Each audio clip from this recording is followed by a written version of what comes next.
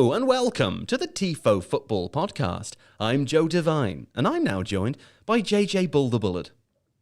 Hey, Joe. Hello there, JJ. How's it going? Pretty cool. You've got a disco light. Tell the listeners all about that. I thought it'd be really cool to have a disco light. For a podcast? Yes. Yeah. You can hear the lights. Yeah. Are your eyes not sort of being blinded a little bit? It's not in my eyes. No? No, I put it in front of me. Okay, yeah. It's on the desk. I just want you to have that. It's because there's a live stream version of this, obviously. Sure. People are watching right now. Yeah. And then they can enjoy the light. Can I say, one of the reasons I'm finding it difficult to see the light is because there's another light here lighting up the room like a sunshine. Oh. And it's the legendary, can't think of another adjective, it's Iain Macintosh. Probably safest not to, given some of the ones that have been used. Hello. Hi. How are you? I'm really good, thank you. Good. I'm glad that you're here. We haven't got Seb today because, JJ? He's in the gulag. And so we're hoping that he's able to get out. If he wins his 1v1 battle. Oh, he's in the Call of Duty Warzone gulag. Yeah. Sure. Is there another kind? Well, that's where he is. And we're hoping his movement's good and he's given a good weapon. Yeah. As long as it's not dual pistols, you never know what they're doing. And no one throws a stone at him from the overhang. Well, I hope not. But I think he'd be able to dodge it. And I fully expect to see him land with a parachute back here pretty soon. Well, fingers crossed. Hopefully we'll see Seb again soon. But in the meantime, we do have someone who's probably much, much better in Iain. Thank you for joining us. Expectations set an entirely realistic level. Very, very high. Must be met. Right, we're going to talk today about Spain versus Italy, which was, of course, finalised on penalties. It was difficult to separate the teams, wasn't it? But we'll come to talk about that, because if you find it difficult to separate things, maybe ideas in your mind, you should read The Athletic, because The Athletic is full of extremely educational content, and it will help you separate out those strands of thoughts that you're having and organise them into a fantastic filing cabinet of football knowledge. So if you visit theathletic.com/Tifo, you'll find that for the time being, I think for the next few days only, limited time only, you can download The Athletic for £1 per month for 6 months. That's just £6 for 6 months, JJ. That's right. And you can read all sorts of good writers. And you can even read very famous footballers writing letters to younger footballers. Like Anelka wrote one to Kylian Mbappe. That was cool, wasn't it? Yes. I like that. Anyway, that's theathletic.com/Tifo. But for today, it is with Spain and Italy. I'd like your very, very brief thoughts on that, JJ, because that was a bit of an overwhelming experience at the end there. The entire game? Just the penalties. I felt all anxious. I think the thing I remember most from it immediately is that as soon as the close-up was on Morata's face, I think we knew it was going to happen. Oh, I'm covering my eyes again. Yeah. Yeah. It was that weird. The thing is, I was so sure of it, I don't even feel the worry I normally feel when that's about to happen for players like that. I'd already accepted it. Because it's the uncertainty which causes the worry. I think perhaps, yes. Yeah. It's that football logic thing, isn't it? The sense of the story being written by an unseen hand, that Morata to be dropped for this enormous game, then to come back and save this enormous game was somehow predestined to completely screw up this enormous game. It feels 100%. Too cruel to even be written. But we'll come back and talk about that story after I leave you in the warm hands and the cool embrace of JJ Bull and Iain Macintosh. All right. This is where the music plays. Bah, bah, bah, bah. There's enough of that. Hey, right. Iain, let's begin with you, because that was fun. That's what I've written down here. I've written that was fun, wasn't it? And then I've written capital letters, penalties I've written. Okay, well, there's something to pick the bones out. Sure. Something to start. Yeah. It was fun. And so often these games aren't as well. You get semi-finals that just turn into really very, very dire affairs where no one wants to commit. But from the start, both sides were committing more and more men to the attack. And then after about 3 minutes, Italy are clearly going, I don't understand what's happening here. We're prepared for something and this is not it, and kind of lost their momentum for half an hour. But the thing, there's loads of things that I loved about it, but I particularly loved the behaviour of some of the players just before the penalty shootout. In particular, Chiellini, who, whether it was mind games or just the beginnings of hysteria, just seemed to be like, it was like he was about to play on the arcades, like a bit of link up Mario Kart on the Bournemouth arcade pier, which is the last arcade I was in. Jordi Alba did not seem to enjoy that. No, not a bit of it. And I wonder if he thought. Well, I think JJ was saying like, is he trying to belittle him, and make him feel like a child? But I kind of think because Chiellini is. He's a throwback to the days when footballers all looked like they were 52 and worked in the pit. Yeah. Like to have that figure looming over you and going to punch you in the face. It's very much Dad's friend in the pub, isn't it? Yeah, but Dad's friend in the pub when he's been in the pub for way too long and his wife's phoned, but he's just going like that at the barman. Just don't tell her I'm here. Don't tell her I'm here. Come here, you bang scamp. You're bleeding. How did you do that? Yeah. So it was marvellous. Yeah. It also had that feeling for me of maybe, I mean, it's, before a massive penalty shootout in a semi-final of a major tournament, Jordi Alba, probably nervous, right? But it had that feeling for me of seeing a senior co-worker in the corridors of an office and being like 5 seconds behind the banter the whole way and not being able to catch up at any point in the conversation. Do you know what I mean? You often look like you're disappointed or in a bad mood, but really you're just panicking because you don't know what to say. Alba and Chiellini you were talking about. Yeah. I think that's definitely what I was talking about. Yeah. Not any personal experiences, obviously. Yes, of course. No, I think it felt very much like Alba was being put on the losers table, where Chiellini was going to go and sit at the cool guys table. Yeah. And I 100% think it was all deliberate, just to try and wind him up. Yeah. And you're kind of trying to humiliate your captain in front of his teammates, who then it must just do something. I remember when Italy once beat England in a penalty shootout, and Pirlo scored this lovely Panenka that you may remember. And I remember that Pirlo chip over Hart was so, what's the word? It's just full of confidence, arrogance, and it was like supremely contemptuous, wasn't it? There was something about it that was so like, this is how you do it. Yeah. And then it instantly made England look like, oh, right, we're playing the wrong game. Like, we've been using the wrong buttons all game, or something like that. And it just set the tone, and you knew from that moment that Italy were going to win it. And I think as soon as Chiellini did that, although Locatelli did miss that first penalty, which kind of ruined it for me, this narrative that I'm going on, you just sort of tell they had the psychological upper hand. And you were even saying, Joe, when we were talking, when they were gathering around for penalties, Italy looked kind of quite chilled. Yeah, they did. Spain was a bit frantic, kind of trying to G themselves up. Well, it looked, I mean, I might be wrong, but it looked like Morata was asked twice if he wanted to take a penalty, or at least when he said he did, one of his teammates turned around to double check that he did. And I know people make a lot of those moments beforehand, and obviously retrospectively it's much easier to do that. But Italy, I don't know. I was watching Roberto Mancini talking to his players, very calm. Obviously, a little enthusiastic, but they looked like they'd been prepared for this for 100 years. And then you look over at Luis Enrique, who's kind of manically circling player names on a tactics board, and I'm thinking, like, did you not know beforehand who was going to do this? In this eventuality, I don't know. But Iain mentioned already another thing that Italy maybe weren't prepared for ahead of the game was it looked at the beginning like they were very much expecting Morata to start. Of course, he didn't.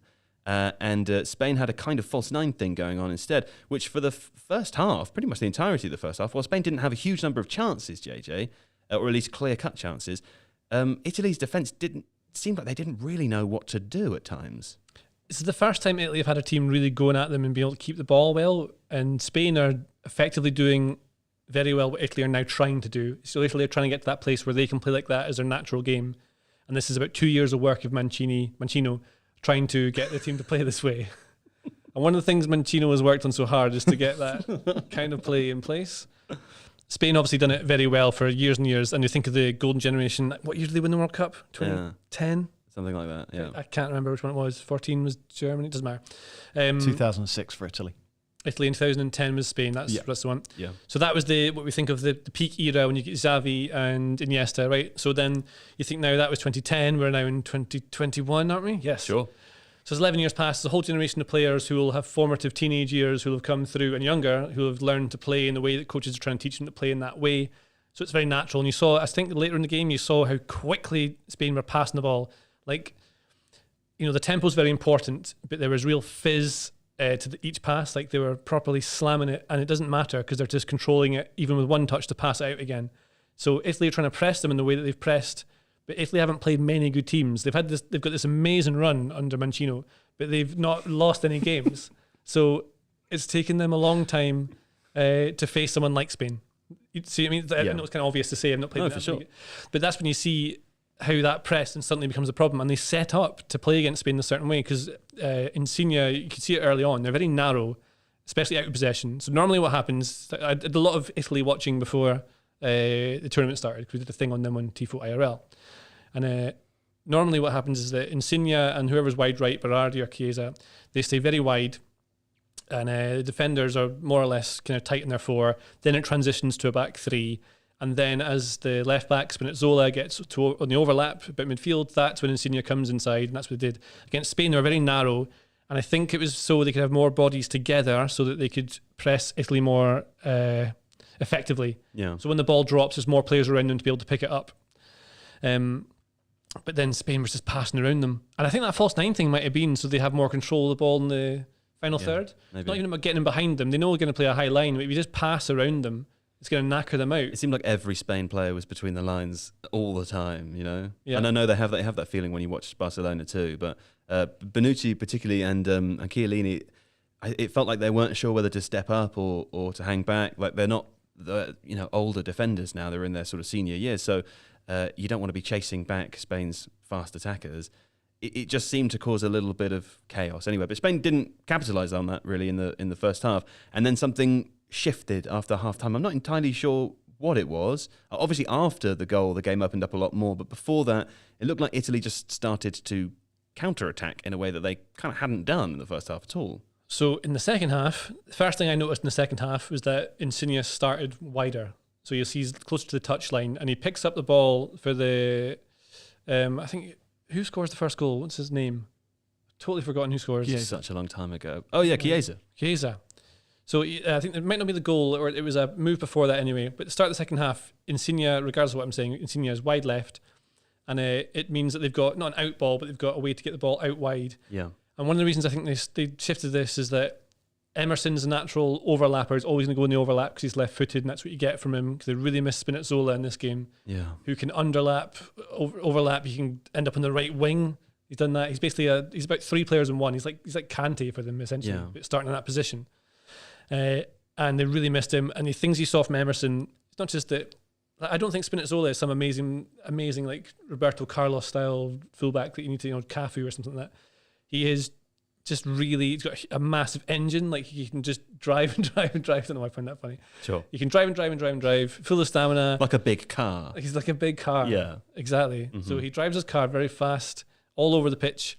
Right-footed, cuts inside. Not really relevant to what I'm saying. But Emerson's not as good a player. And it's the timing of runs and the read of the game. And it's you were frequently frustrated watching that game when you felt Emerson should already be in behind before the pass comes, and he's kind of 5-6 yards behind where Spinazzola would have been. It's like reading the plays, like not knowing exactly when to be and where. Like Spinazzola's got that nailed down because they've been doing it for a little while now. Also because he's defined it in a way, right? Like he plays that way because that's what he does, and that's the expectation. The rule's built for him because Spinazzola can do it, and you can put another player in there, and it's kind of then you have to learn the ropes. And like my analogy, if you will, please do, is a sort of like when you start playing Warzone. Do you do anything else other than two analogies max, no more? Yeah, okay, that's fine. I'm just joking. You do as many as you want. I'll have more. Anyway, when you or any game, you're getting used to it, right? Any shooting game. But in Warzone, you want to find the place so any video game, you're learning it. So have you played Warzone, Ian? No, I have not. Do you know what it is? No, is it you explain to Call of Duty style game? How about any Call of Duty game? So like any of the multiplayer. Oh yeah, I played Call of Duty in Battle. There we go. Front, Perfect. Battlefield. It's like a big battle royale of Call of Duty with 100 players or something, 150. with all the maps put together. Ooh. And it's a last man standing or whatever kind of deal. But nice. Please go ahead with your analogy. But I'm going to change it to slightly more like multiplayer because it'll work. So like when you start playing it, you kind of want to learn one level just so you sort of you learn the mechanics of the game and what you're doing, and you learn like how your teammates work if you're playing with them, or how to play it on your own, and you learn where all the bits and pieces and all the hidden alleys are. And always land in the airport. Clever jump shots. Well, yeah. So if you always land at hospital in Warzone, you do that for a while, then you land at Superstore for a bit after that, and you learn that. Sure. And then when you progress from hospital to Superstore, you're comfortable in both positions. Yeah. And Spinazzola is good at landing at hospital and then moving on to Superstore. Like I honestly had forgotten what the original point was that we were making before we got there. I never forget. Spinazzola is good at landing hospital, then he goes to Superstore, knows them both inside out. Whereas Emerson, it's like he's sort of been in them a couple of times each. He's played with his friends a couple of times, but doesn't quite know the layout of it exactly as such. So he doesn't know exactly when to make the run because he's not sure when Insigne's going to move in. He's not sure when the defender's going to move out. And you saw Chiellini was moving out to left back quite a lot to allow Emerson to move up. And I wasn't like surprised at all later on when Emerson came off and they put Toloi on it right back and moved Di Lorenzo to left to try and sort that. I think they had a bit of trouble on that left side, yeah. So if in doubt, hide behind the door with a shotgun and a flamethrower attached. You can do it. All depends on your style of play, really. Yeah. I like to be aggressive. As does Spinazzola. Can you touch Iain up just ever so Sorry? slightly? No. What the hell kind of show is this? I did say touch up, didn't I? You bought me a pizza. That doesn't mean I owe you anything. He does have a lovely hair. Yes, it does. I think there was a lot to be said just for the Italians getting 15 minutes to get their heads together and indeed to give those heads a wobble. What really surprised me about the first half was how quickly the nervousness seemed to flow through the team. For the first 3, 4, 5 minutes, it's mostly okay. It's two giants testing each other. And then as they pull back to try and figure out what exactly the Spanish are doing, the Spanish do it to them harder and faster. And there are mistakes coming through all over the place. There's Donnarumma with, I think, 3 terrible low passes. There's Barella, 15 minutes that almost lets Ferran Torres score.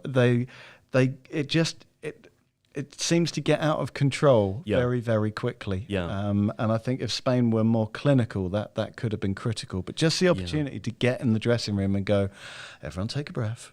We're all right. For Mancino to sort things out. Well, maybe. exactly. Yeah. Mancino's known for that, if nothing else. Big time. I thought that happened even in game. So when they would win a turnover, rather than countering what you think they would, because Spain would be out of shape, instead they just kept the ball. Or I think it's good game management. It's the kind of thing that I think we're seeing now from... I don't want to talking about England because I'm as bad as everyone else. We're going to do that later anyway. Yeah, but that's the kind of thing like that you see in England now. I've noticed that they're doing it, but I think Italy have traditionally been very good at that, and same as any good team, Italy, Spain, Italy, France, anyone. And that was something they did. Rather than win the ball and instantly try and punish the space that was left, they would pass it backwards and just try and keep the ball and let the other team work. Because otherwise you're just knackered.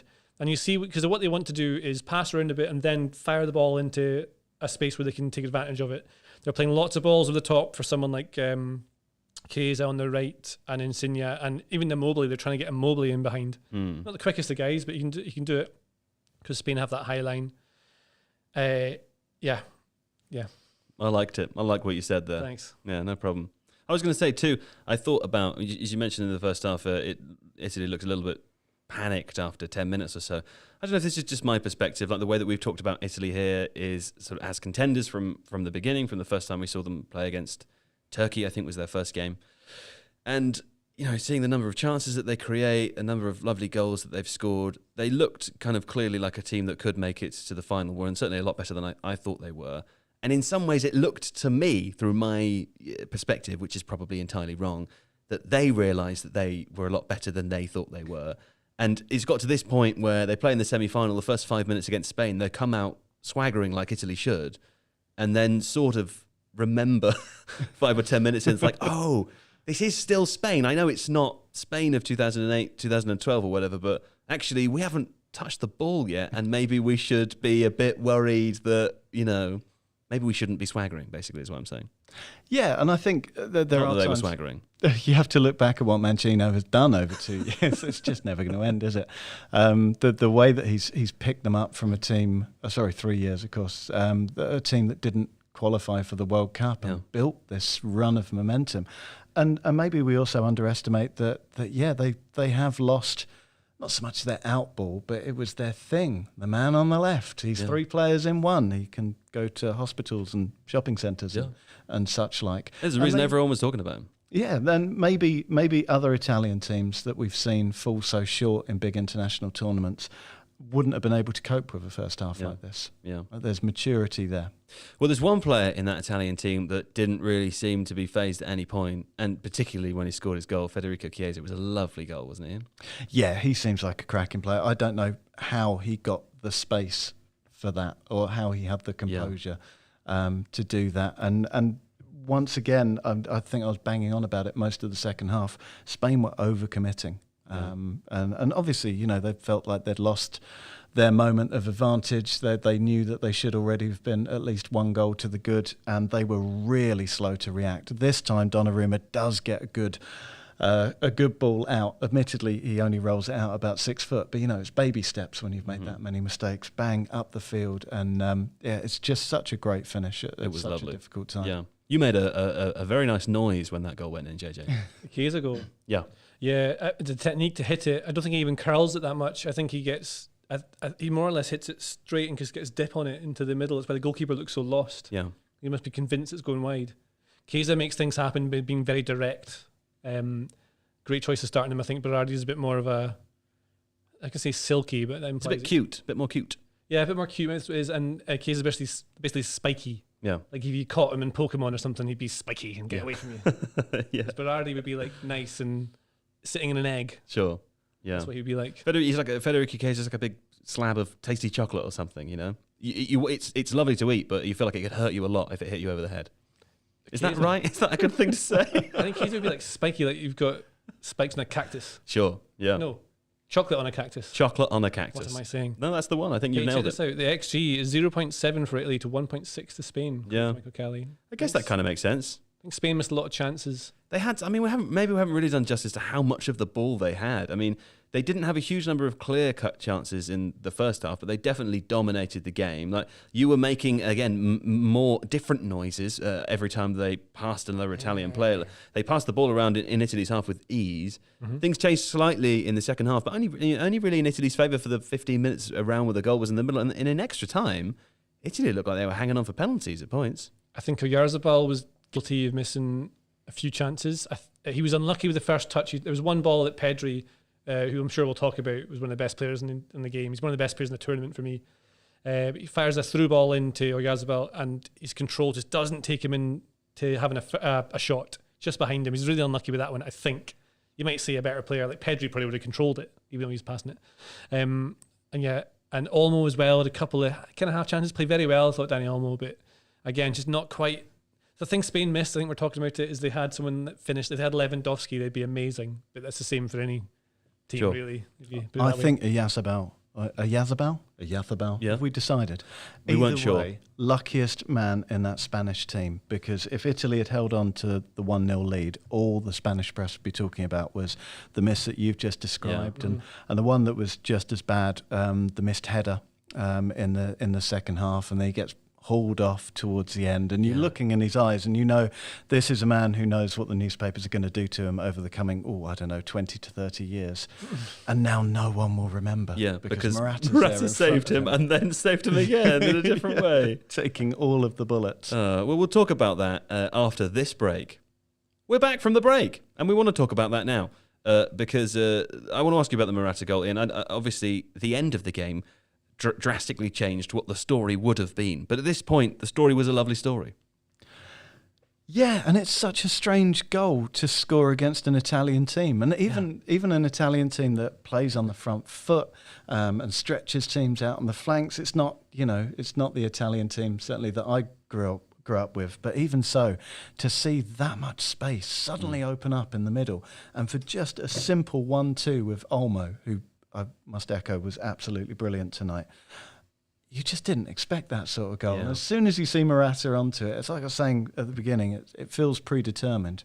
It was like a video game goal, it seemed to me. Like it was just a 1-2, and then he's through past 4 static defenders who can't react to that kind of advanced play, But on Morata, though, I just feel so bad for him now. I mean, like, obviously, the beginning of the tournament, throughout the group stages, was lots of discussion, of course, about his kind of special ability to miss chances, or at least, then it became like missing a half chance was typical Morata, as if it was an obvious goal, and they never were. Then he got death threats, and his family got threatened, and all the rest. It was like horrible. This is like the worst possible thing I could imagine could happen. You see his face after the penalty. It's horrible. Yeah, it's really horrible as well, because if it was like the 1990s or something, the correct form for a player to do something like that was to go to New York for a bit. Yeah. No one recognised you because no one in America liked football. But he can't even get away with that now. They're all watching, aren't they? I don't think there's anywhere he can go. I hope that people will realise, A, that it takes a huge amount of courage to step up and take a penalty kick in the first place, and also that he didn't do it deliberately. Because there was everything that was so great about football tonight. It was a brilliant game, conducted in a brilliant way, brilliantly refereed. And it is brilliantly watched by us. I thought we were amazing. We were really good. Probably the best of the lot. I'd say so. But to think that it will end, and it will end with a whole load of death threats to someone who just slightly screwed up. Yeah. It's a real shame, JJ. But you said during the game, to give Morata his due, if you kick the ball at him really, really hard, he controls it. Yeah, that's one of the things. A lot of people always wonder why he's been playing at so many huge clubs. Chelsea, Real Madrid, Juventus. Because he's good. Because he's obviously a hugely talented footballer. There's the thing, like he doesn't get the numbers that you want from him. I imagine, I bet he's amazing in training. Have I said this in the podcast before? I don't know that you have. I bet he's amazing in training, and that is why so many... Like, there's clearly a reason that so many managers and scouts and people in the actual real football world, like not just me sitting in a podcast. Sure, yeah. Like, so people who actually know what they're talking about, they're the ones who will sanction. I mean, that doesn't always mean that they know what they're talking about, because someone paid like 40 million for Joel Linton once, so it doesn't matter. Morata is definitely good technically, so that his technique is fantastic. Maybe not his shooting, but everything else is great. He's a good footballer. He's just a good footballer. Yeah. Great first touch. His movement is fantastic. It's one of the things you notice about him when he comes on, his movement. And his movement is key for the goal that he scores, actually. In fact, we should talk about the goal. Yeah, because it's a weird goal. I don't understand it. Well, I know exactly why. It's so Italy have gone through some changes. It's the 80th minute this happened, 79th minute. So Italy have made some substitutions. Barella's gone off because he's knackered. He's done a full season under Antonio Conte, and he's done every single game with this team here. So you got Pessina is on, you got Locatelli's on, which means that Verratti's also off. So that's your key midfield is gone. The shape's changed. The shape's not changed, but the personnel within it has, and that means that the system's not working quite as it's meant to. It's perfect with Verratti and Barella there, and it was actually really good when it was Barella and Locatelli before as well. They seem to have worked it when Verratti was out injured. That seemed to have worked. But what happens is Pessina, who I think is playing on the right-hand side of the three, pushes up to help with the press as Spain are building up. But they're not really quite tight enough. And Insigne's the striker, and you've got, I think Berardi's out right. It doesn't matter who the players are, actually. But they're pushing up a little bit. Pessina's moved out from midfield into a forward three, even though he's in the midfield. So it's a lopsided 4-3-3 now. If you imagine the 4, and then the 3 is to the left of the 4, and then the forward 3 is to the right of that. So there's two holes. No, that doesn't even matter. This is the weird thing, is that Pessina is out. So that midfield behind him is now a 2. So this is very hard to do without doing pictures. But what happens, basically, is the ball is fired by Laporte, I think, into Morata, who drops into a false 9 between the two midfielders. Right. Now, Locatelli should have come across to his right. He should have come across even 2 to 5 yards and block that space, because that's what Pessina's trying to block, but you can't quite get in it. Because the ball by Laporte is so good, it bypasses Pessina. So his role in the press is made redundant. He now can't get back. Jorginho realises it instantly and has to chase him and turns as Morata runs towards goal. And he's fast. He's got a good first touch, turns, good awareness, all the things he's worth money for. Sure. Starts driving towards goal. Now, there's a massive hole. You normally have a 3, so they've got a pivot behind 2 midfielders. So suddenly Chiellini, so there's a back 4 behind that, obviously, and Chiellini notices this, and he's more of a stopper. So he wants to step out and get rid of this early. As soon as he steps 2 yards ahead of Bonucci in that line, Morata plays the pass inside. Yeah. Chiellini's then got to turn round. He's got to shift his balance, which he can't do in time because of the way he's waited to try and get into the challenge, and almost just slips him back in to the 1-2. So it looks really easy, but it's this kind of goal I can see in Pro Evo all the time. Yeah. Because you just don't pay attention for 1 quick second, and that's exactly when they do that same. It's a chain reaction of micro accidents. Yeah. Right? And you can see it. It's all. Mancino did nothing wrong with the way they set his team up. And they're never going to stop punishing me. I like calling him Mancino. I like it too. It makes me think like a rhino or something. Mancino rhino. Kind of, I don't know, like a coffee, like a nice coffee. Or cheese, Mancino cheese. Yeah. Mascarino, is that a cheese? Manchego is a cheese. Manchego's a cheese. Yeah. What's Mascherino? I don't know. You might That's be a thinking of football player. mascarpone. Javier Mascherano? You thinking of Mascherano? Maybe. Yeah, maybe you were. Yeah. Anyway, well, there we go.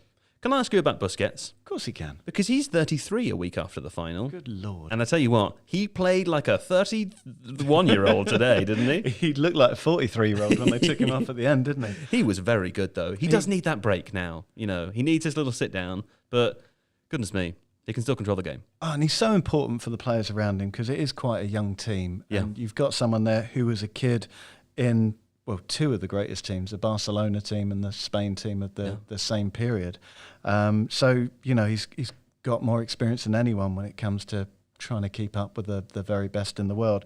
And it's funny because I think for a lot of people, there are certain words I can't say on this, aren't there? So I should tread carefully around this. For certain people, he is known for his spithousery. Yes. So much spithousery, in fact, it could be considered spit-streetery. Yeah. Because there's such a long record of it. He's always got his mouth open, you know? What are you going to do?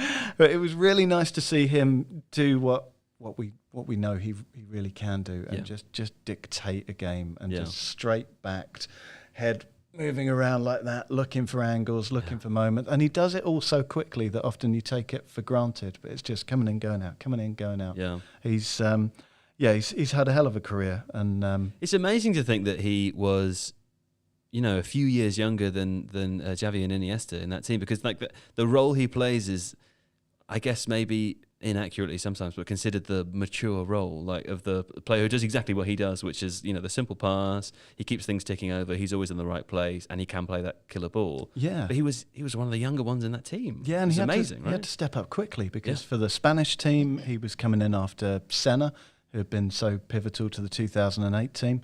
And with Barcelona, it was one Yaya Touré, I think, that he got his chance when he left. So he knows all about pressure. He knows all about these big occasions. So he loves pressure. He eats it for breakfast. Yeah, except not maybe tomorrow. No.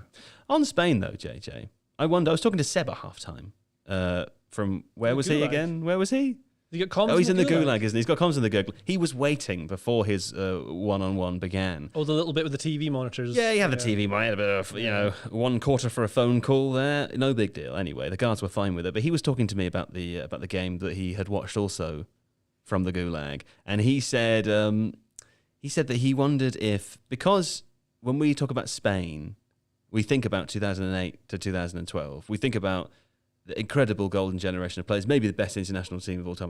There's a big conversation about that, but one of the best international teams of all time, right? And they're obviously not that now. That's what we're going to compare them to. So maybe we underrate them as a result of that. A team that have clearly performed well in this tournament, albeit a little bit bluntly up front, and have made it to a semi-final while scoring 10 goals in 2 games on the way. Whereas Italy, who I think it's okay to say kind of scraped through the game a little bit here, not tragically so, but it was close. They were rubbish until very recently, and we thought they were rubbish, and they thought they were rubbish, and then it turns out they're a lot better than everyone and they thought they were. And so maybe there's a chance that we overrate them a little bit. Do you know? What do you think about all the words I've just said? I'm going to just go with how I think of it. I think both of them are quite equalish. Yeah. But I think Italy have the more experience and therefore are the more weaselly, and I think that really helps in tournaments. You're obsessed with weasels, man. Yes. Yeah? Because... Do tell. There are always weasels everywhere I go. That's a career in journalism for you. It's like that song, everywhere you go, always take the weasels with you. As I remember it.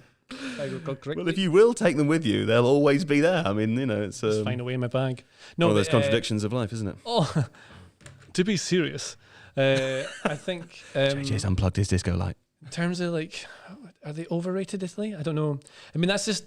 They've really come into... If they are overrated, it's by you. Well, I think a lot of people were overrating, like, the Netherlands, for example, because they've had a few good games. And, like, arrogantly, I thought Holland would fall apart at some point because having watched them before... They never really played in good teams. When they did, they were never that good. And the way they played... Yeah, you could just tell it was going to happen. Even Scotland got something out of them. And I think with Italy, I genuinely think they're a good team that they can play anyone. I still think they're the best team in the tournament. Mm-hmm. And I think although the XG shows that perhaps perhaps Spain should have won that game and they'd taken their chances. I still think, I don't know, I just think if they have a way to get around it, like... Did that first half, did the kind of Italian wobble in the first half not make you think, like, there's the weak point? We haven't seen that yet, no, really. No, because honestly, I think they were set up, they weren't playing the normal way they play for a start. And regardless of Spinazzola, who does make a big difference, but they were trying to target something they saw in Spain. They were sticking to the same principles, like win the ball back quickly, pass quickly, get the ball over the top quickly, everything done quickly, basically. Like you play with a high tempo and you're aggressive in and out of possession. And that's the principles they stick with. It's always a 4-3-3 in this Mancini team.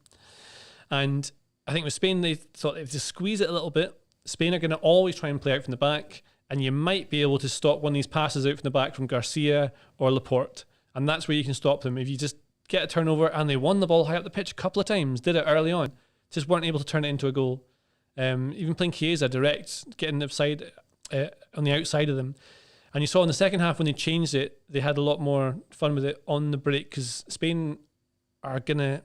I think Spain were the only teams they'll play against who are able to control the ball and the possession in the way that Italy have done.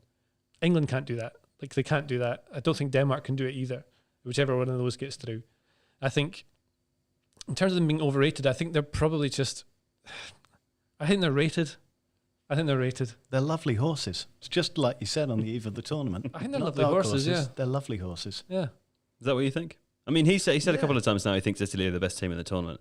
I've said I think England are the best team in the tournament. I think England are the most efficient team in the tournament. I think if this was a 38-game season, I'd fancy England to win it, because they don't give up many chances. They haven't really had any wobbles. They haven't conceded a goal. Yeah. The only major chances that have come against them have been from self-inflicted errors. Yeah. Over a 38-game season, I'd probably back them to do very well. But no, I think JJ's right. Italy are the better team. They've looked better right from the start. They hit the ground running. You're both wrong. You're both wrong, and we're going to a break. Oh, God damn it. Right, that game's done. We haven't missed anything on that game, have we? I'll just take my little notes. Everyone enjoyed that. And my big notes. Okay, here we go. Seb's looking old.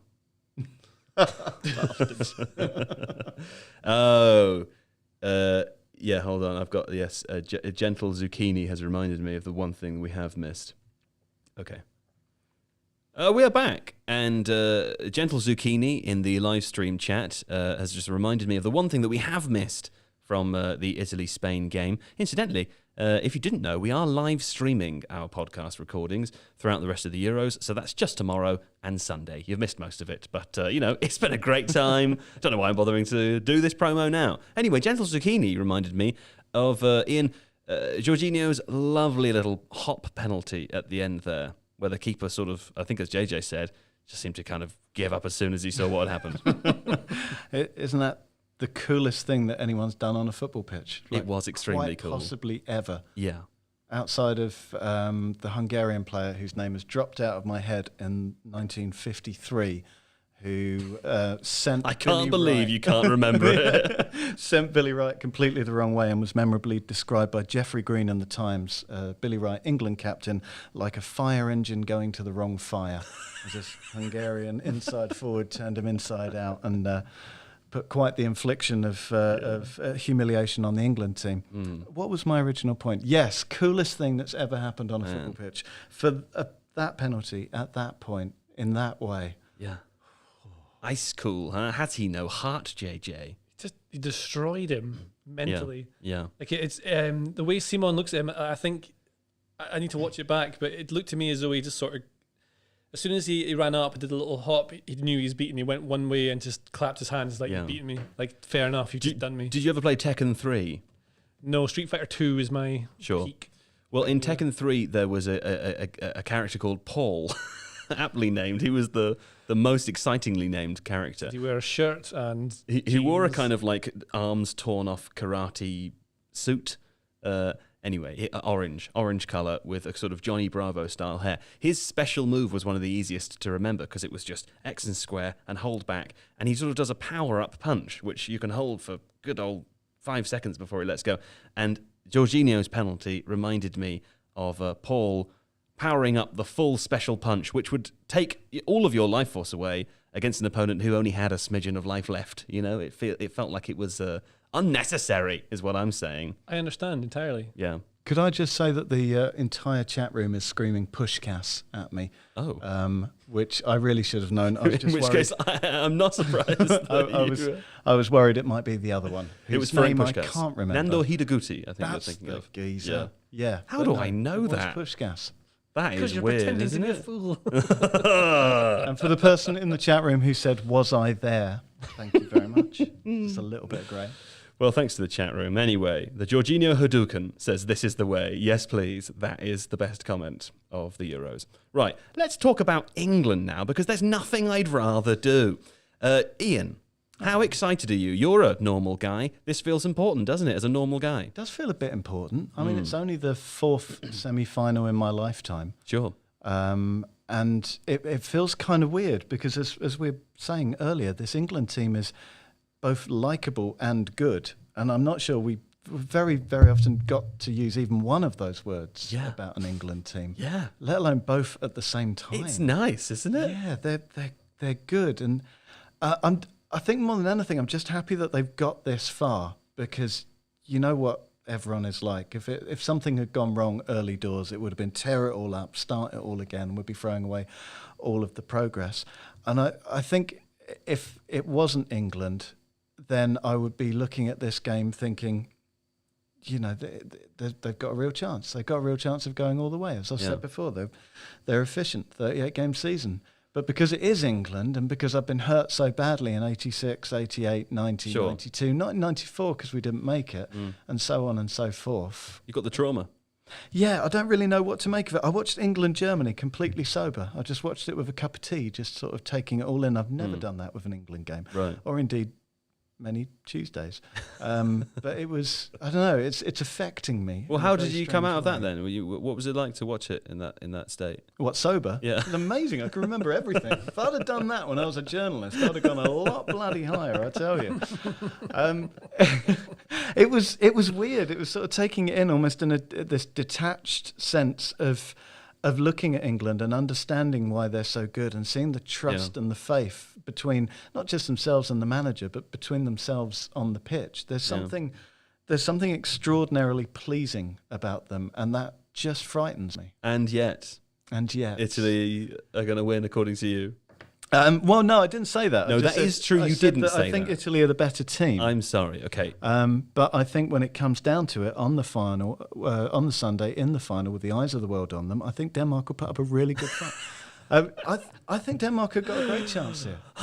You look at them, look at the mood of them. Look at Kasper Schmeichel in the press conference. Coming home, it's never been home. It's going to be a tough, tough game, and I'd not be in the least bit surprised if it ends at roughly the same time as this one did. Sure. JJ, I think the big... I'm unapologetically a fan. I think the big decision beforehand is whether England are going to play a 3 or a 4 in the game. Because obviously, we saw them turn to a 3 against Germany, and that worked very well. Reverted to a 4 against Ukraine. I think it's maybe worth making the point as well about, although Ukraine played with a back 3, they had a different... They weren't a 3-4-3, right? They were a 3-5-2, so it was a little bit different. But Denmark will play with that back 3-ish, with Christensen potentially pushing up, maybe as he did against Wales. It's quite a hard decision to make, I suppose, isn't it? And also it feels, although to me it would make complete sense to go to a 3, it also feels like the country would still somehow view it as a negative thing to do, even though it isn't.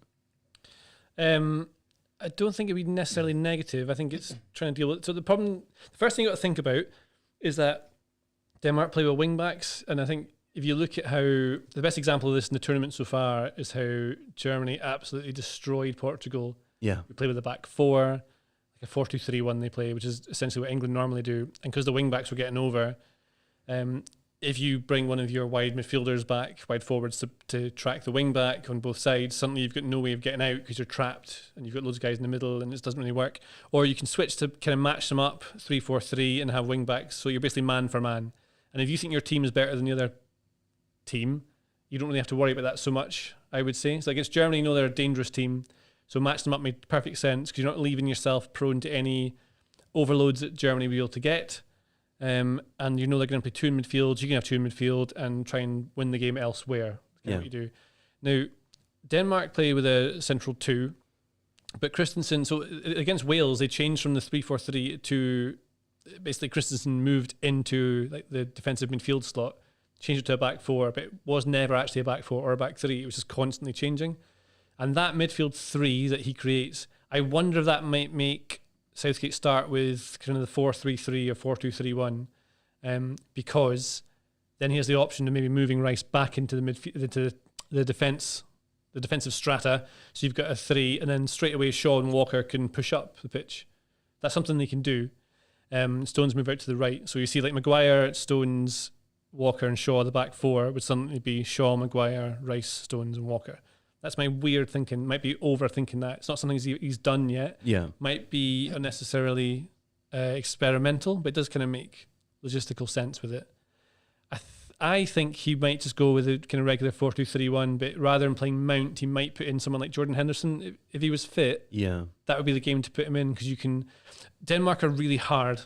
They're really hardy, and it sounds stupid, but it's really... Sure. Like they not can, fun to play against. Yeah, they can bully you. They've won the most aerial duels per game of any team by a mile. So I think it's 21.8 aerials won per game. Yeah. I know that means nothing, but in context, England are the second to them who are left in competition, and they're between like 7 or 8 teams between the two. Yeah. So England, you think of as being quite big, large lads. But Denmark do not mess about. They'll go through you. And the tall guys they've got everywhere, especially the back three: Vestergaard, Kjærs, Christensen. Delaney scored a header the other day. Larsson's delivery is good from free kicks. Yeah. Well, I tell you what, I forgot to check the predictions from the last podcast for tonight. So we'll formally do points a bad pab tomorrow to work out what the scores are ahead of the final. But while we're here, and given that Iain doesn't need to predict, do you want to predict for tomorrow's game? What the score will be? Yeah. For England versus Italy? Yeah. No, for England versus Denmark. Oh, yeah. Did you put your disco light back on there as a joke about these? Don't tease me, boy. But do give me a pab. I think England won on penalties. Against Denmark? 0-0, yeah. 0-0, and then England win on penalties. Yeah. I don't mind that. Because we know what's going to happen in the final. I will see you that, and I will raise you. Denmark will win on penalties. This guy's, I really liked him at the beginning of the podcast, but he's gone right down in my estimations. I like him much more. Do you know what I think is going to happen? No. I mean, yes. And? 3-0, England. Yeah? Yeah, I think they're the best team in the tournament. I don't know why that's so weird. I don't know why you won't just agree with me. Anyway, Iain, you're a human, and what I wanted to ask you about was the human element of this game, because obviously we've spent a lot of time talking about England now, but this is enormous for Denmark as well, right? There's people involved, and you're a person. I am a person. Yeah. What does your heart tell you? It's just such an extraordinary thing coming as it does in 2021, as hopefully the world is beginning to open up again and get back to normal. That I think there is a danger.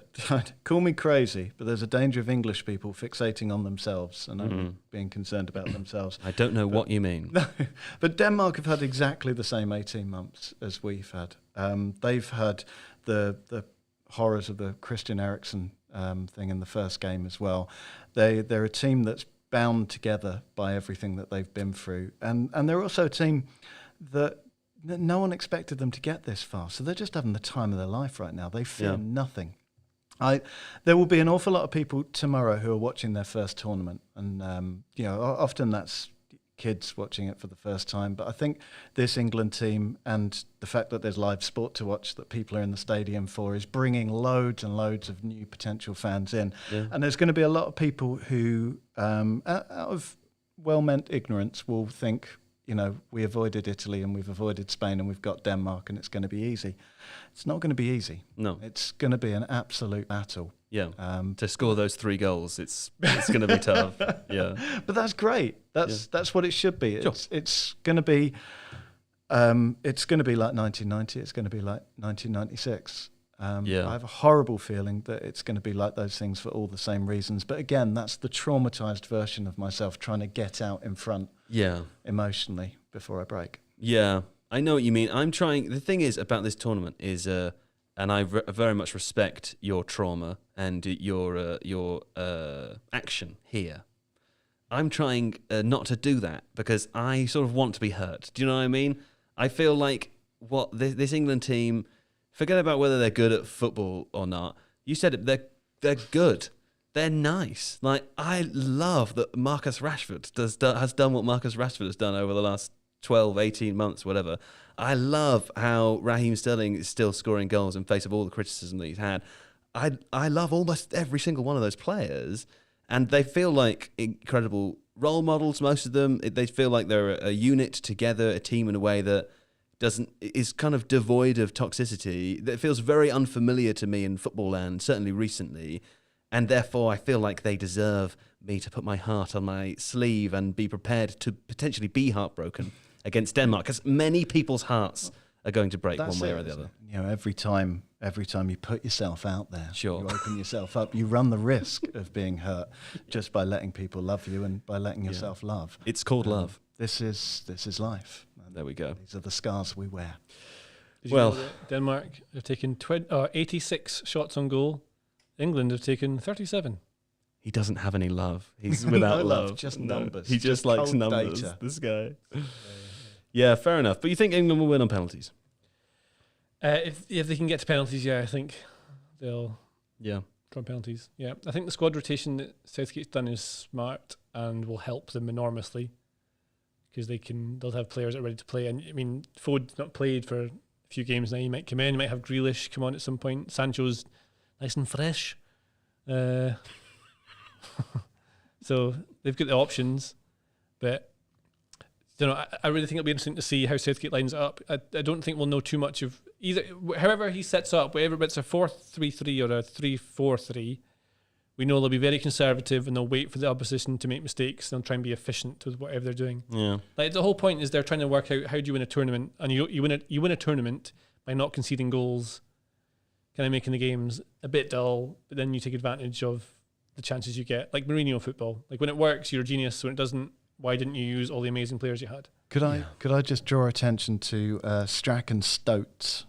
See, you like weasels. He's all Stoats. Weasels are weaselly recognised, and Stoats is totally different. But that's another story.